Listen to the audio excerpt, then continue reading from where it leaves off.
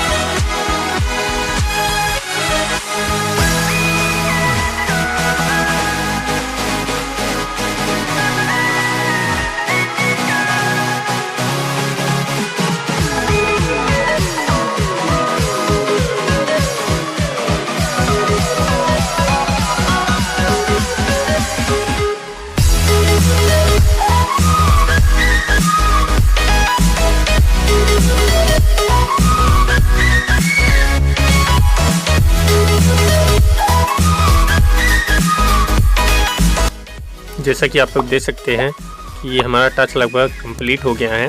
मैं आप लोगों को पूरा टार्च दिखाता हूँ कि ये टार्च कैसे बनकर दिख रहा है हमें। अब चलिए मैं चालू करके दिखाता हूँ आपको। ये देखिए दोस्तों, चालू होने पर ये ऐसी रोशनी दे रहा है, ये बढ़िया रोशनी दे रहा है दोस्तों।